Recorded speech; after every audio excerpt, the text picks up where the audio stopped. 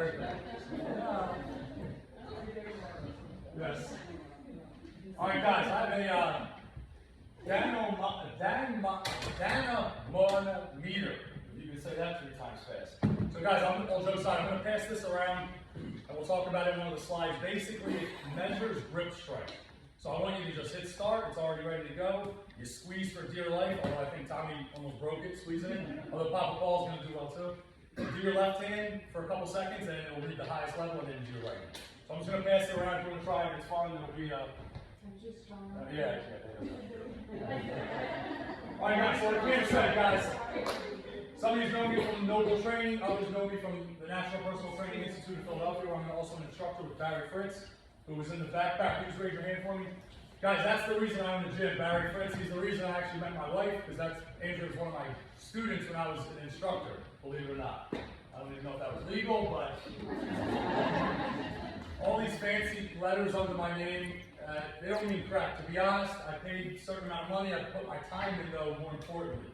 You know, you see coaches that put these, ACE certified CPT, and to be honest, it's time. I mean, it's really time with all of you guys and all the coaching and all the seminars I've done over the years. So what I'm going to do is basically regurgitate a lot of information that I steal from other coaches and vice versa, and hopefully you leave here and you'll learn a lot. So let's get started. I have the option of a microphone. I don't think I need it. All right, guys, I love ping pong and chess. There is a chessboard downstairs if anybody wants to play me after the seminar. I like wrestling with my kiddies and long walks on the beach. One margarita is my limit. Or the dancing shoes come out and there's trouble. All right, guys, so I read a phenomenal book the other day. What I'm going to do is, whoever is on my email list, I'm going to email out books that I enjoy that you might enjoy. You're Not Stuck, that's what the book's called. I think this is important for everyone to know, because we all feel like sometimes you get in a rut, wintertime, holidays, stress, depression, whatever it is, but you're not stuck. You can always do something a little differently. No flash photography. You can always do something. You can always do, that's my wife, you can do whatever you want. You can always do something, or add knowledge, or do something different, create a different habit to make you unstuck. So you should always know that. I think that's important in your mind, guys. So imagine a world where you feel great. And think of it right now, where was the best you ever felt? Go back to that time, that place, that age. Mentally, physically, emotionally, spiritually, financially. There's a time, and we want you to stay as close to that as possible. It's important. With good habits, you can stay close to that. We're not always going to be in the best shape. We're not always going to feel the greatest. But you want to get as close to that as possible. And there's ways to do it. I mean, listen, life, you never know. You go outside, you fall down the steps, and you get hit by a car. You never know. But the reality is, if you make certain habits part of your daily life, you can feel great. And you can feel this way. It really is possible, guys. So the mind is extremely powerful. You have to untrain the negative. So think about this. Everything some of our friends, our own family members, what's the first thing they say to you when you give them a new idea? I don't know about that. That's negativity. You don't need that. You don't want that. Get rid of it. You can listen to it, but the truth of the matter is you should get rid of that as quickly as possible. You should untrain the negative. I see some wives and husbands hitting each other. So, college kids, so this is always a placebo. You guys know what placebo effect is? Doctors do it all the time. You have a headache, they give you a sugar pill, and my headache's gone. It was sugar, it was water. But you thought it gave you medicine and it helped. Not for everything, but a lot of things. So they've done this study for years at certain colleges. I believe Penn State is the last year they did it, 2 years ago. They take about 60 or 80, I think, so it's a small group, but it's relatively good. They give these kids, they put them in a room basically like this, and they monitor them. Every beer, they monitor them. How do you feel? How you feeling? You buzzed? You drunk? Every beer, they would check in these kids. And out of all 80, every beer, they got more drunk or more intoxicated. The beer was non-alcoholic. But they all were convinced, and I don't think a lot of them were lying. They were drinking what they thought was beer, and they felt intoxicated. So the mind is very powerful, guys, so don't forget that. It's good, it can be good, it can be powerful in a good way, and it can be powerful in a negative way. All right, stay within 4 to 6 weeks. There's another book I'll send you guys on via email. You want to stay within 4 weeks, preferably, the best shape of your life. However, whatever that is to you. If you've never been in the best shape of your life, I highly suggest you try it one time. Because the world is different. when you feel good.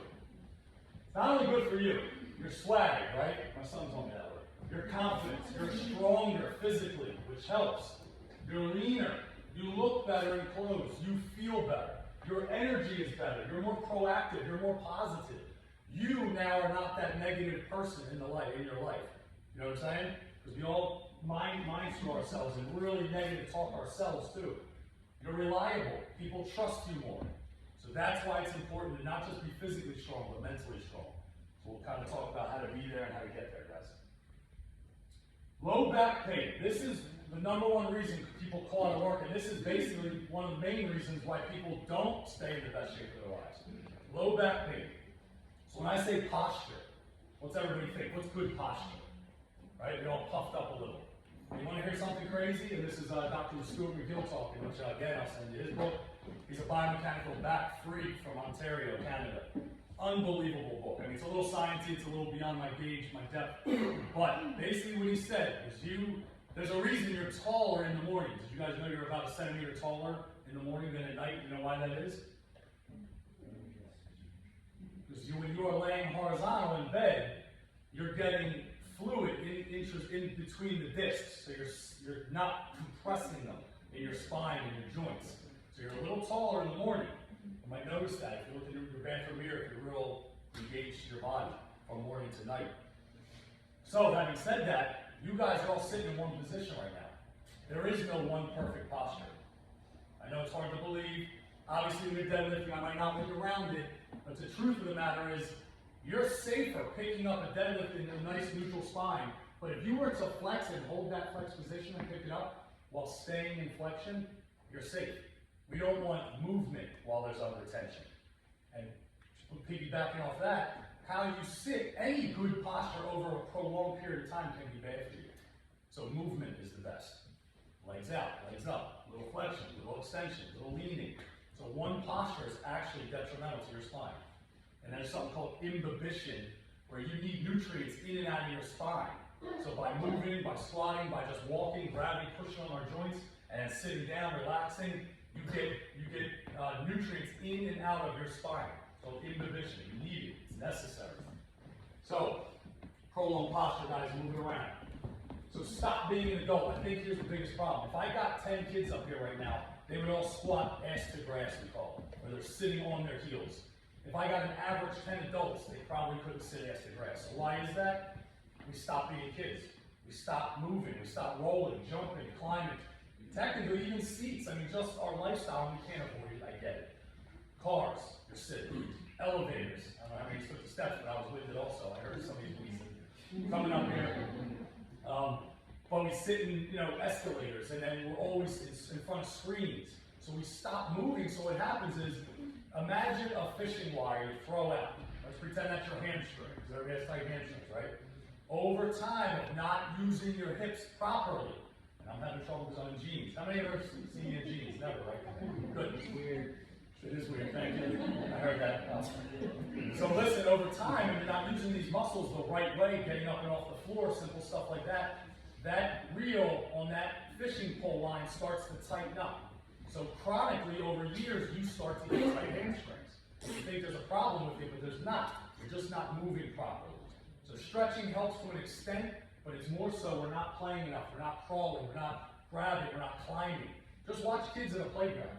It's unbelievable. It's magical, really, because they're just moving, playing, roughhousing, rolling, falling and not getting hurt. They just get up, So I think we're being too adult-like, and that's part of the problem. Not too much science, guys. Proprioceptors is important, though. Muscle spindle fibers. Look, functionally, muscle spindles are stretch detectors. So basically, guys, if I'm in a heavy bicep curl, which is this, my muscles feel that tension. They feel the rapid lengthening in my muscle, concentrically or eccentrically, and they say, hey, that's heavy. Let's pull harder. So they help me. My muscle spindle fibers help me finish a lift or finish moving something that's heavy or I'm struggling with. They're in the muscle spindle fibers. Golgi tendon organs, these are both proprioceptors that we use every day, you don't know it. Shoes hurt us, and I'll tell you why. Golgi tendon organ, it's in the tendon. It's activated during a stretch, and it inhibits muscle activation. So now if that bicep curl is just too darn heavy, it shuts my muscles off. and protects my joints. It protects me from popping my bicep off. Doesn't always work, but that's what it's supposed to do. So we do this all day, every day. So now sneakers, shoes, I don't know if this floor is wet, dry, or hot or cold, because I'm covering my proprioceptors. If I put a glove on your hand right now, and I started touching your hand and your eyes were closed, you wouldn't know I'm touching your hand. You would lose those proprioceptors. So this is why I tell people, be barefoot a lot, walk on grass a lot, walk on the earth a lot. You have to walk, you have to feel, touch, use your senses, but we dumb them down with shoes and gloves and all this crap. It's the world we live in, but we have to fight that. Rinse through every day, guys. This is, I think, a big one. So people, you don't have to be a gym rat. What we have to go back to is movement. I mean, you think our ancestors walked, 10, 15, 20 miles a day. Granted, they had a different lifestyle. But now we're lucky if we get a mile a day. So rinse through, guys. We got to start walking. We have to lift weights, and we'll explain how important that is for every age group. Every age group. Running, biking, swimming, yoga, whatever you guys like, you should find it and do it often. And then mix it up once in a while. Find what you like and find what's going to really work for you. But it's do every day, guys, just like your mortgage. Here's the biggest problem we have is a sedentary lifestyle. Because believe it or not, depending on what scales you're looking at, back 1900s, people were eating as many, if not more calories, but they were way more physical. And they weren't eating food out of boxes. So that's the big difference. We're sedentary, we sit a lot. Ironically, we're sitting, you get it. Drinking. Alcohol, don't run out after I say this, is a poison. And it's bad for us. Doesn't mean once in a while it doesn't hurt us. Because acutely, alcohol can make you feel good, right? It makes you feel confident. But chronically, it actually suppresses your central nervous system and makes you depressed over time. And then what's it do? It's that snowball effect, which we'll talk about in a minute. It makes you feel good, and it makes you feel bad. So what do you do again? You drink some, because it makes you feel good, right? Acutely. But chronically, it's damaging. So I'm not saying a glass of wine, a shot of vodka once in a while is bad, guys. But if you're drinking every night, there's an issue. Fast food actually shortens our lives. So again, listen, Colin, we tear up burritos all the time. We eat. We're not up here sitting here preaching saying you should never eat anything bad. But you just got to make smart choices. One of the greatest books I read, I think Barry told me this, you got to earn your carbs. So, go out and get your walk in, get your lift in. And if you're needing a little extra, okay, fine. Not as a reward, but you got to earn them. You got to earn them. We're just going to store them. Screen time, we talked about it. The average person spends about 7 hours a day on screens. Average. So some of us are doing 10, 12 hours. Some of us are doing 4, 3. But the average is about 7 hours. Desk jobs, sub 5,000 steps per day. I mean, to get as little as 5,000 steps a day is hard to do, unless you sit on the couch all day. So you've got to start getting that up to the 10,000 number, guys. 5, 6 miles a day, ideally. Here's why, because heart disease is knocking us down big time. I think it's the number 1 killer in America is heart disease. Your heart is a muscle, just like your bicep, just like your quadricep, just like your calves. It's a muscle, and it's a phenomenally strong pump. I've read somewhere, and I can't base this 100% factual, that if your heart through the left ventricle is pumping blood out, it shoot about 25 to 30 feet. That's how strong your heart has to pump. That's how you hear it. Boom, boom, boom. Anybody know a good average heart rate? So 60 to 100. Does anyone know their resting heart rate? Anybody have a low one? 58. Okay. So guys like Michael Phelps and who's that cyclist? Armstrong. Is that his name? He was in the 30s. His resting heart rate was 30. Now maybe he's blood doping or not, but they keep asking him. So you want a low resting heart rate. I mean, there's a limit to how low, but if you're a good athlete and you're healthy, your heart doesn't have to work as hard per minute, per day, per hour. So that's good. And when you guys get in cardiovascular shape and lifting shape, which helps your cardio, believe it or not, we'll talk about that, your heart will work less. It will be more efficient, and you will ideally live longer. So that's our goal. But heart disease is kicking our butt, guys.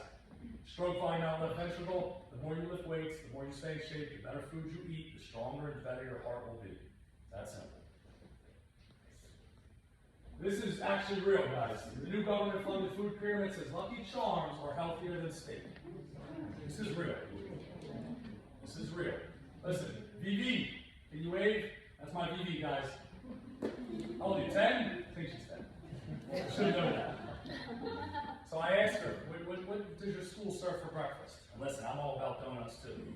But every morning, these kids walk in line and they choose between muffins, donuts, orange juice, soda, junk. That's their choices at school. How do we allow that? So they're eating 100 grams of sugar before 8 a.m. That's as many grams of sugar you should have in the whole day, right? How are we allowing that? And this is why, though, because we're telling people cereal is better than steak? No. Orange juice. I'm not against, remember, I'm not demeaning any food. You should eat everything. You should have a little bit of everything. Moderation, not deprivation. But a glass of OJ is about 60 grams of sugar. It's all sugar. Now, eating an orange is different. That's better. It's not processed. But sugar, I mean, they said OJ is better than eggs. I think eggs is one of the greatest things you can eat. Science backs that. Cheerios over chicken. You know, and now listen, so people can agree with this, but about 70% of Americans are considered obese. That's insane. These are insane numbers. And this is why you guys are here. We're trying to learn how to fix this. We have an imbalance. This is why. Fuel in. So we're eating more, right? And we're moving less at its base. It's not everything, but it's at its base. We're eating more sugar, more fat, more carbs, and we're not getting rid of it quick enough. Just imagine traffic on a highway. We built the Roosevelt Boulevard 100 years ago. There's quadruple the cars we thought were going to be. So it's tight. There's always traffic, right? Somebody say traffic coming here. So we're eating more with more cars, but the arteries aren't getting bigger. So we're getting blockages. Is where that heart disease comes from. So fuel in versus fuel out. Your triglycerides, your fat surplus. So we're going to kind of get into detail a little bit what happens when you eat food. But do you guys know how you lose fat? Does anyone know how you lose fat off your body? Sweat's a good one, but it's not number one. Anybody else? Yes, but I mean physically, how do you lose the fat? Where does it go? There you go. So lifting weights is correct. Breathing is how you lose fat. Breathing. Sweat also. Bathroom time, we'll call it that. So guys, a calorie deficit, caloric deficit is what we need to lose body fat. So no matter, we always hear Atkins diet's the best, right? Or Mediterranean diet is the best, because I did it, it works the best. There is no best. There's whatever you can adhere to for the longest amount of time. That's what the best is. So there is no best. Fat gets released from your fat cells when you create a caloric deficit when you work out. Studies, 22 pounds lost, 18 and a half of those pounds were exhaled through carbon dioxide. The rest was sweat, tears, urine, etc. So each you were correct also. So we breathe it out. Food, fuel, gas. Imagine putting dirty gas in your car. Is it going to run right? Of course not. So if you put bad food in your body, are you going to run right? Of course not. So if you're always sick, you always have headaches, you're always moody, your diet is probably off. Your gut bacteria is not helping you. So you have to think about that. Macro meaning big, micro meaning small, macronutrients. Protein. Anyone know what that 4 represents? Calories per. Knuckles knows. You better know. It's my head coach back there, guys. Thank God. So guys, protein. So every gram of protein you eat is 4 calories per gram. Every gram of fat you eat is 9 calories. So this is why we thought, ooh, fat's bad. Look how calorically dense it is. Quite on the contrary. It's quite the opposite. Carbs are 4 and alcohol is 7. Alcohol's a lot. And guess what? When you drink, what do we do after we drink? We get a nice little buzz on. You go to the diner. You go to the diner. Of course you do. Of course you do it. You put ketchup and syrup. And it's good and it's awesome and you still should do it sporadically and occasionally. But when there's alcohol present in the body, your body doesn't want to burn carbs and fat anymore, it wants the alcohol. So what's it do to the carbs and fat? It stores it and it burns the alcohol. No good. So we get fatter. HDL, LDL, I'm not going to get crazy here, but this is important. I get clients every day. My cholesterol's high. I can't eat eggs anymore. I'm like, oh, my head wants to pop. I don't know why you say that. There are certain people that should limit egg consumption. We'll talk about that in a minute. But basically, guys, HDL is good cholesterol and bad cholesterol. You want a high HDL, something over 60. I know the numbers change a little bit.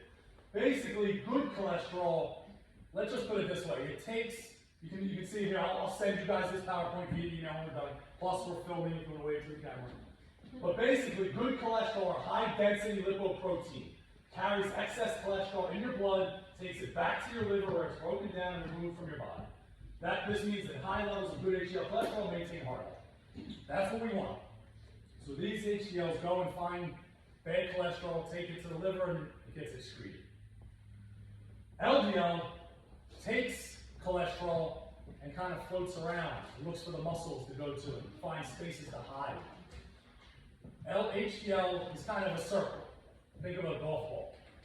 LDL is more messed up. Picture a baseball with like a flat cover off. So it's more easily stuck together. So they build up artery clogs. And this is why we get heart attacks. So this is what we have to worry about. So when someone says my cholesterol's high, my first question is, well, what's your HDL? What's your LDL? If your LDL is a little high, but your HDL is very high, you're good. You're good to go. So you got to watch. You can't just say my cholesterol's high. It depends. Food is addicting, guys, and we get it. We all probably have some forms of addiction. Let's be honest. Some people drink, some people eat, some people smoke, some people do drugs, some people whatever. Everybody has something, so there's no judgment.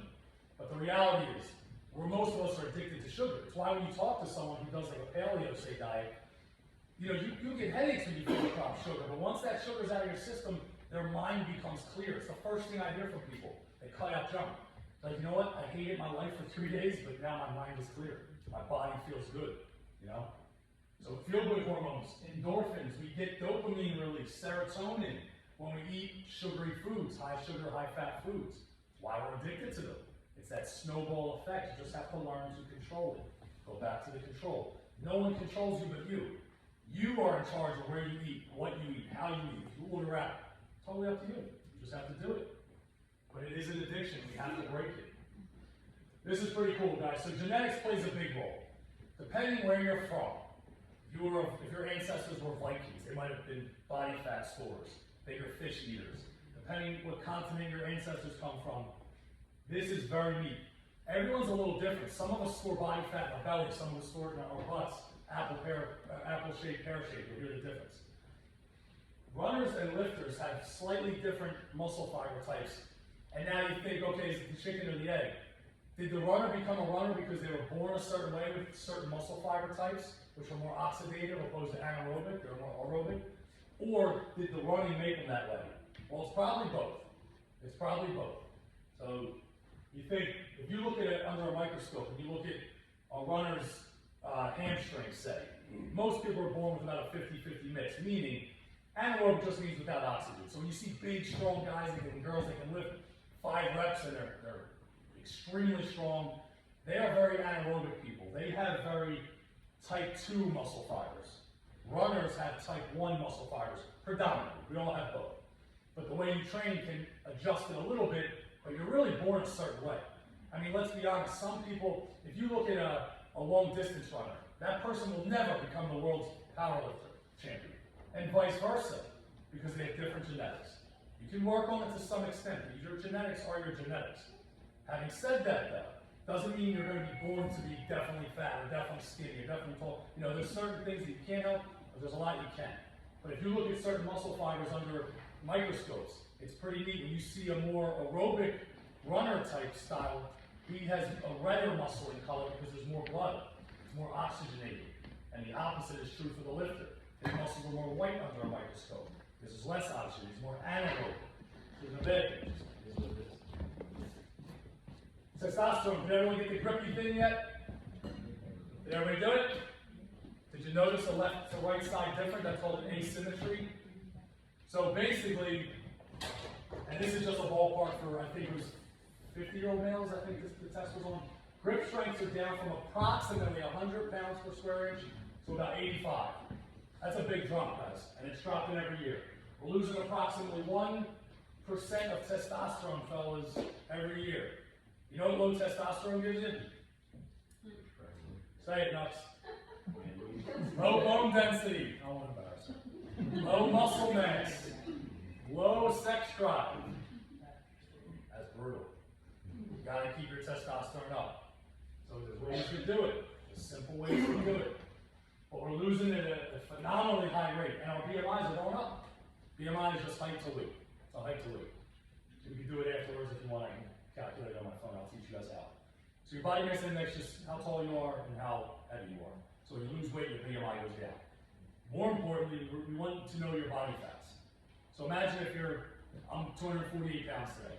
So if I'm 20% body fat or 18% body fat, I can still be 248, but my body composition could change, and so can you guys. And that's a big thing too. You get people on a 30-day fat loss challenge now, most of these in this room. What happens is you get discouraged, think, oh, I only lost 3 pounds. Just remember this, especially initially, and here's where the consistency helps. Initially, your body, just so you know, doesn't give a crap about your belly or your love handle or your back fat that these girls always pitch, and I don't see any, but okay, I disagree with this. Your body doesn't care about that. You know what your body cares about when it's getting healthier? Organ fat. It's trying to get rid of fat around your liver, your kidneys, and your heart, mostly. So it doesn't matter. So you can even see some people that they're skinny, fat people. I have girls that are 125 pounds with 30% body fat. That means they have a lot of organ fat. That's unhealthy, but they don't look like they're fat. And vice versa. You can have someone that looks a little heavy, and then they have pretty decent body fat. So that's where the weight training really helps, and the conditioning and the eating. But this is important, guys. We have to get our strengths up. There's a direct link between your grip strength and how long you'll live. Weaker grip strength, die younger. Not always, relax, but statistic. Water, H2O. Nobody's going to die right now. Relax, everybody. About half your body weight in ounces, guys, give or take. Remember, you get water from food also. So people are like, I can't drink that much water. So listen, if you're 200 pounds, get about 100 ounces of water. It's not that hard to do. It's not that hard to do. Synovial fluid. Hey, guys, think of synovial fluid when you're hydrated. It just gives you, like, remember the Tin Man used to oil up? That's synovial fluid. It's in your joints. When you are a little bit dehydrated, you start getting headaches, you start craving sugar, and your joints start to hurt and you get low back pain. Half of these are probably chronically dehydrated, you don't know it. Your lips feel dry, you feel thirsty, you're already dehydrated. You've been dehydrated. It's a nutrient transporter, that's why we need water in our body, it's very important. And the best of all, it's the best cleanse there is.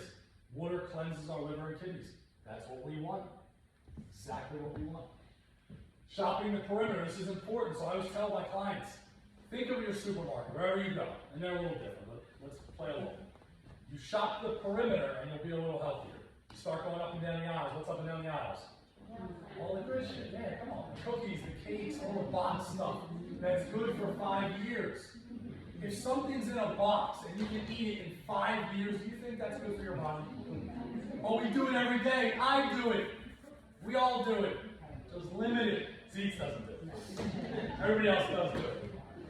Guys, it's cheap, it tastes good, and listen, these companies don't give a crap about you. You know their number one important standard? Make money. How many can I sell? It's business. Don't be naive. And good on them, they're entrepreneurs, but you don't have to buy it. You don't have to buy it. They replace nutrients, they shoot a lot of salt and sugar to make it good shelf life, and make it taste like crap, and they pull out all the nutrients. Read a box of whatever you're going to eat tonight or tomorrow. Hopefully you're limiting it now after the spiel. You're not going to be able to pronounce the first 30 things. And if there's 30 things in a food you're eating, you shouldn't eat it. Good stuff has 2 or 3 ingredients, 5 ingredients. Shop the perimeter. Tracking, I think this is important. I know for a fact, 17 years in the gym, seeing what works for clients, what doesn't, tracking helps. The first thing I tell people, if you're dead serious, you want to get better, you're going to keep a log. What time, what you eat, how much? What time, what you eat, how much? It stings. You don't want to put a Big Mac. You don't want to put 3 sodas. That hurts, and that's good. But what do we all do? Let's be honest. We want to shy away from reality. But the best thing you guys can do to get healthy, where am I now? And let me build a plan, and where do I want to be? You have to know where you're at now. You know? It's like the tracking helps. Write down your goals. Create new habits. Consistency. But you have to, you're going to get up tonight in 10, 15 minutes when I'm done, you're going to feel good, you're going to feel motivated. You got to put this into play. You got to use this stuff. You got to do it. The devil's in the details, guys. So let's be honest. Some people, you put on, over the winter, you put on 5, 6 pounds. It's not hard to do. Some people put on 20, 30 pounds a year. Here's why. You don't realize there's 3,500 calories in a pound of fat. 3,500. So when you lose a pound in a week, you are in a caloric deficit of almost 4,000 calories. Good for you. But Instagram says, no, that girl lost 16 pounds this week. That's all bullshit. 1 pound a week is incredible. In a year, you're 52 pounds lighter. Right? So you're a different human. We don't see that because we want it now, right? So this is important. 150 calories extra a day. Let's just say you drink a soda. Let's say you eat that chocolate candy, which you should eat because it's going to be on the slide. I won't judge you. I already ate 3 or 4. So 150 calories extra a day is 15.5 pounds in a year. 150 calories extra a day. Think about that. The devil's in the details. So a little bit of snacking, like once you stop that and you start losing weight, you do that for a prolonged amount of time, you're going to start losing weight, you're going to start feeling good. But calories do matter to some extent, guys. Protein, I don't want to get too crazy here, but 1 gram of protein, so here's how you can actually do this, guys. You can use your phones when we're done. Like I said, this will give you about how many grams of protein you should eat per day. 1 gram of protein per kilogram you weigh. So to get your kilograms, remember, America's the only people that don't use the metric system. I don't know what's wrong with us. God bless America. Pounds divided by 2.2. So take your weight, divided by 2.2, that's how many kilograms you weigh. Now, we use that number to figure out how many grams we need of protein per day, give or take. Give or take. There are amino acids when you break them down. That's the building blocks of protein. A lot of these probably take amino acids, which is okay, I'm not against that. It increases our immune system, our muscles, our bones, our hair, our nails, our hormones, our brain function. Blah, blah, blah. Focus on protein when you go out to eat. That's what you should focus on, starting today. You want to go to a steakhouse tonight, think, okay, protein first. Vegetables second, what's my carb third? Even size order, that's how it should go. Make your steak and vegetables a lot, make your carb less. And you're going to start feeling better immediately. Not in 2 weeks. Tomorrow you'll feel better. You'll eat better. So make protein your go-to when you're ready to eat. So guys, here's the breakdown with blood sugar. Any diabetics in here? Good, okay. Type 1 and type 2, I'm not going to get too crazy. We eat an apple, or food, whatever, eat a bagel. Your body wants to break it down to glucose, to sugar. It goes through your bloodstream. Your pancreas releases something called insulin to allow sugar to get into your cells for use. That's simple. Here's the problem. If you eat 17 apples, which I don't think you should do, you have a lot of blood sugar, then you have a big spike in insulin, and now you're having problems unlocking the cells so that sugar can be used for energy, right? So you have too much sugar in the blood. This is what makes you a diabetic. So insulin in the pancreas are getting pounded. This is what happens when we eat bad. Acutely, you shoot up, you drop quick. You're hungry again. You do it again, you shoot up, you drop quick. Over time, this is bad. This is why we become insulin resistant. So that insulin doesn't want to allow that sugar into the cells to be used to burn for energy. This is bad, but it's because we're eating too much. Because the quantities are too large. So this is bad. This is how you become diabetic. It's no good. So just control that. And this is where protein and fat come into play. Because remember, simple sugars spike sugar, and then what follows? Insulin. When you eat protein, fat, and a mixture of carbs, you don't get that fast spike and fast drop. It's more prolonged. And you feel better throughout the day. You're less moody and cranky and crabby that we've all felt. That's a good thing to think about every time you eat, guys. So everyone tells me this. I don't know what to eat. Yes, you do. You know damn well a Big Mac is not good for you. You should eat it once in a while, but you know it's not the right thing. You know that's not what you should have done. You should have went home and scrambled some eggs. You know? Let's be honest. You know what to eat. You shouldn't live off kale, Brussels sprouts, 47 grain bread that they makes me eat, and twigs. That's not good. It's resilient. Food is medicine. Food is really medicine. And again, I'm not sitting here preaching, guys. If you know my story, I used to be almost 340 pounds myself. I know what it's like. Food is medicine though. Rice, nuts, seeds, beans, fruit, yogurt, hummus, eggs. Eggs, number one. Seafood, way up there. Chicken, lean meat, garlic, vegetables, potatoes, pork, mushrooms. So many great options. Yes, it might be a little more expensive. Yes, it might take a little longer to prep. But you're worth it. Don't keep putting that bad gas in your system. You know what to eat, you just have to do it. Diet and mental health. This is a huge thing now, guys. We know for a fact, every study is showing us, is pointing us this way. Poor diets create chronic inflammation. And when you don't feel good physically, what happens to your mind? You don't feel good mentally either. And I get it. You've all been there, some of us are there now. It creates depression. That's a big one. That's bad. It's really bad, really dangerous. Cholesterol, high cholesterol levels, high LDL cholesterol, not just HDL. Creates diabetes, creates heart disease. This is stuff we went over. But it's directly linked to your diets. Directly linked to your diets. I have 35, 40-year-old clients, young males that should be in the prime of their life. They are on cholesterol meds. They're diabetics. They can't do a push-up. Where are we going here?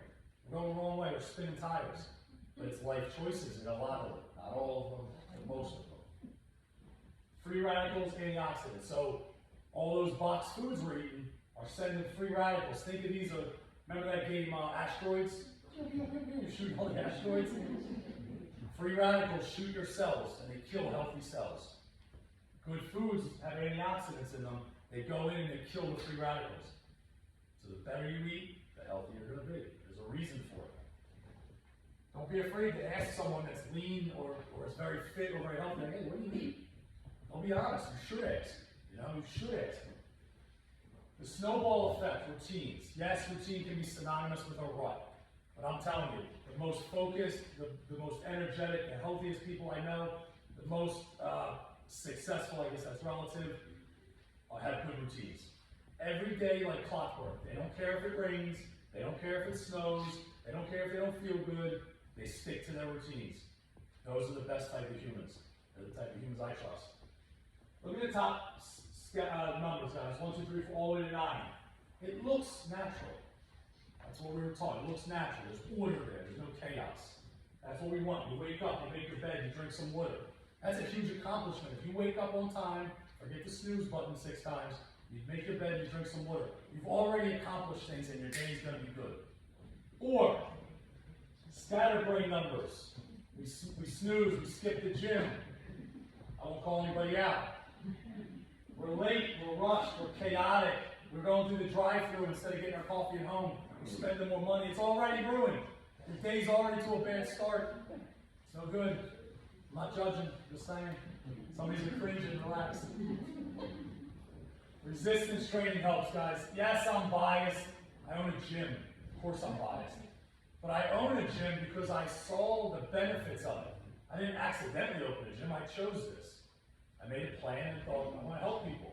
I saw I saw the interaction that Barry had with humans. I was like, man, I want that. That positivity, I want that. Because I had negativity all in my life, and I wouldn't get rid of it. And I went to school and I thought, man, I didn't know people were this positive. So I thought, what do I do? He said, open a gym. I said, okay, I'll do it. Resistance training, that just means weightlifting, guys. Resistance training is a fun thing. It can be bands, it can be body weight, it can be big barbells. It's resistance training. You get it? It combats your high blood sugar. Once you start lifting weights, putting on muscle and bone, your blood sugar starts to go down. That's what we want. And then you can hit your fat stores. That's what we want. It increases your bones. So when you fall, you don't break your hip. You still might, but you probably won't, depending if your bones are strong. That's the type of fall.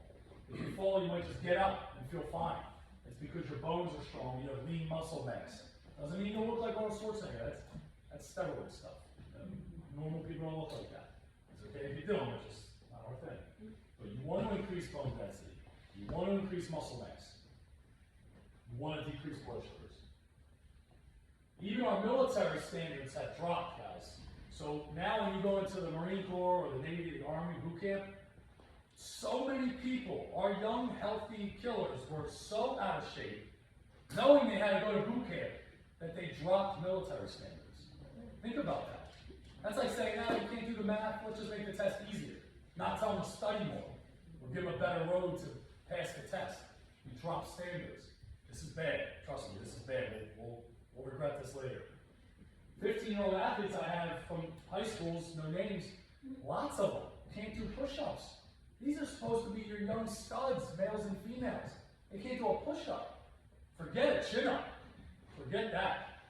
That's not good. Humans are supposed to do that. Whether you believe we were built or designed or put here or made or evolved, the human body is phenomenal. There's a reason we have joints and they rotate, they flex and extend, abduct and move, and it's unbelievable. The body is unbelievable, so don't ruin it. But we can't do this stuff until we show them. So there's light at the end of the tunnel. You just have to get these new habits instilled in you. You guys should leave here and be the weird ones. I don't want to drink 7 beers tonight. Now I'm not going to go out to eat. I'm going to cook at home. It's okay to be weird. It's okay to say no. You know? And it's okay to do it once in a while too. So where to start? Walk. That's where everyone here should start. Just go walk. 10, 15 minutes. Just walk away from your house. Turn around, walk back. You just did 2 miles. Mile and a half. Good for you. You'll feel instantly better. It gets you off the couch. But get up in the middle of Netflix and put your shoes on and walk 20 minutes away and walk 20 minutes back. It's good for you. You can run. You can do fartlek, but fartlek is just interval training. But you run, walk, run, walk, run, walk. You can do hill sprints, whatever. Just get off the couch every day at some point. And I see it in my gym. Some people come early before a class and walk around the building. That's great. Or stay after. Or even better, work out 1 time of the day and do a little walk later in the night, or vice versa. That's ideal. That's ideal. Split it up. Body deserves it. Your mind deserves it. I think you should join Noble Training, but if you don't, I practice that in all the system. I think you should join a gym. My wife was like, what are you doing? Calisthenics, guys, that's just body weight. You should learn to use your body weight first. Yes, you should all lift weights, push-ups, sit-ups, planks, step-ups, pull-ups. Buying a kettlebell is a great investment. You buy a kettlebell, you get a coach to teach you how to use it. You have something at home if you can't make the gym, you can't get out. It's a great, when it snows, me and the wife, you go in the garage and swing kettlebells, squat them, it's great. It's great. Buy a bike, invest in a bike. So many people don't, I'm shocked how many people don't have bikes. And even if biking is not your thing, you have one of the greatest trails in the country right here, Rails and Trails. It goes on until you go to New Hope soon. But it goes all the way from Rockledge, it stops at Churchville right now. It's an incredible flat trail, you get on your bike and just cruise. There's so much freedom in it. And you're physically doing well for your body. Buy a kayak, get some hiking shoes, buy a set of dumbbells. This is stuff healthier people have. So set yourself up for success. Annual physicals, blood work. Fellas, I'm not talking to the ladies here. Every 6 years, getting your blood checked is not smart. Every year, every 2 years if you're young. Just get your blood checked. I hate needles more than anything, but I get my blood checked. I don't even look, just in case. God forbid, you never know. Any of us can get anything. I get it. Doesn't matter how healthy you are. But check your blood work. Don't be afraid. See if you're diabetic. See your cholesterol levels. See your blood pressure. Because this stuff usually can be fixed. Not always, but usually with a little bit of a lifestyle change. You can address this now. Don't wait 5 years when it's too late. You pop a heart attack and it's over. Check it now. Don't just say you're going to do it. Do it. Joint pain, arthritis, gout, heart disease. Again, a lot of this is preventable with preventative maintenance. Beginners calisthenics, guys. So I know a lot of these are gym goers. You probably know what this stuff is. But I mean, if you're a beginner and you're like, man, I don't know what to do. Where do I start? You're walking, and you're going to do some of this. Knee raises and a knee raise. That sounds dumb, but if you do that for 20 or 30 reps, your blood's going to start flowing, just like when you walked up the steps. Helicopters, you just rotate. Nice and easy. For a beginner, this is good. Even if you're not a beginner. Toe touches, just reach as far as you can. Whether you can touch them or not, you probably can't. Who cares? Just stretch. Do 10 or 15. Back bend reaches, just lean back. Stretch your abdominal wall. Calf raises, up and down. Really simple stuff. I do this with my advanced athletes for a warm-up. But for some of these, this will be a workout, and it's great. That's what you want. Step-ups. You use a step in your house. Real simple. You use 1 step. When you get more advanced, use 2 steps. You run through this about 3 times. I promise you will feel better. And then you go back to Netflix or whatever it is you do. But it's what you want to start doing. You're a little more advanced. You want to work out? Calisthenic advanced. We're going to get on our face, whether it's our knees or our feet, we're going to do some push-ups. We're going to do high chair step-ups or double step. You be careful though. You do some chair dips. Right? Real simple stuff. A few jumps. Land soft. You do some sit-ups, and then maybe if you're really advanced, you do some burpees. Again, you do 5 to 10 reps, you go about 5 rounds of this, it takes you 15, 20 minutes of your day. You'll feel great. I promise you. You write it down, you do it, you'll feel great. Very simple stuff, you just don't do it. Here's just a vague week. Everybody's week's gonna look a little different, but you're trying to move every day, guys. We're trying to fight in combat sitting. That's what we should be doing. So Monday, you might walk or run 60 minutes, whatever you choose. Maybe 30 minutes if you're a rookie. Tuesday, you're working out. You are lifting weights, preferably multi-joint exercises, squatting, benching, shoulder pressing, rowing, deadlifting. Yoga on Wednesday. Thursday, we're hiking again, maybe a little harder.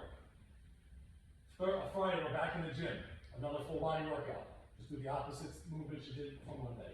Saturday, we're biking, whether you're Pelotoning, going on the rails, the trails, and then Sunday, your gym full in it again. So remember, because some of these could be rest days. You could consider walking just a rest day. Just real relax, my phone roll, stretch out.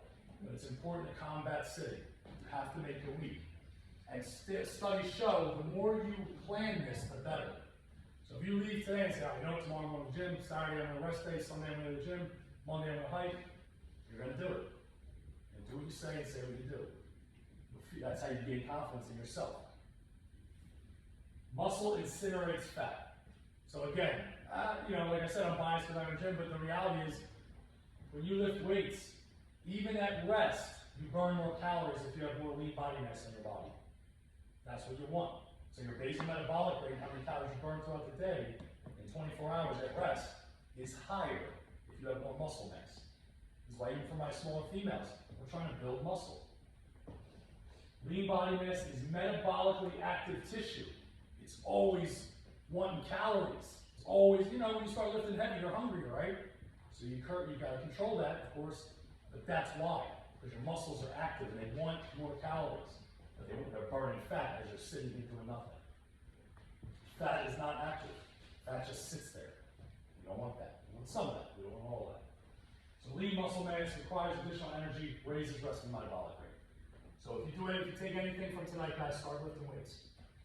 Basic programs, guys. Goblet squats. You can hold anything. I saw people during the pandemic when we were doing Facebook Lives 8 times a day. They were holding gallons of milk and squatting. It was great. Then they would bend over and row the gallon of milk. Some people were strong, they would use a case of water and squat that and press that. It was smart, it was clever. I prefer to buy something, but goblet squat, push up. 3 sets, 10 reps. Deadlifts, low rows, 3 sets, 10, 12 reps. Simple, basic stuff. You don't need as much as you think. Some step-ups and planks, 3 sets, 10 reps. Very basic. Anybody can do this. I do it every day with clients, beginners and advanced. So here's what we can do, guys, before I wrap this up and you guys kill me from boredom. Here's what you can do. Get on a better bedtime routine. I can't tell you how many clients I've trained on, I went to bed at 12:30. I'm like, 12:30 what? 12:30 in the morning. And they got to give it 5 a.m. or 6 a.m. That's not good. I know everyone's a little different. Some of us are night owls, some of us aren't. Don't do what I do. I go to bed at 8:30. I'm already past my bedtime. But find a happy medium. Start walking. Don't just say you're going to do it. Put it in your phone and say, you know what, I'm going to walk 3 times a week. I'm going to walk 3 times this week. Start with 10 minutes. Just start doing it. And you'll gain momentum. Hydrate. Start sipping water all day. Just sip water. I'm going to pee too much. So what? That's a privileged problem. You have to feel it. Exercise daily. Every day you're up and moving. Do something. Do something. Sunlight. This is a big one. This is why we get seasonal depression. Get in the sun. Get in the sun. Eat real food. Control your portion sizes. Number one thing I would tell people if you're really trying to lose body fat, keep eating what you're eating. This is good advice. It works for a lot of my people. Just control your portions. And then slowly change kind of what you're eating. And just focus on the portions. The portions matter. You can eat a little bit of anything and be fine. Your annual checkups, do them. Especially you fellas. Laugh more, be childlike. Don't be so serious all the time, And discipline. It's not motivation. Motivation, when we have a race coming up, we're all motivated. But when you don't have a race coming up and it's winter and you're not feeling that great, discipline helps. Motivation comes and goes. Discipline is what we talked about, that routine. You are robotic. with your routine. It's important. It'll make you better. Every sense of your life will get better. And what will really happen is the people around you will get better. And that's important. Because you will spew energy, positive energy. And if people are going to want to be around you, or you'll do the opposite, people won't want to be around you. You won't want to be around yourself, you know, if that's where your mind is. So spew positivity. And by doing this, doing what you say you're going to do, you can do it, guys. Guys, thank you. I really appreciate you coming out. Quick Q&A. If you guys have any questions, did you guys eat your chocolate, by the way? So guys, real quick, a little bit of chocolate, thank you, man. Oh, it's like late night in the club, okay? So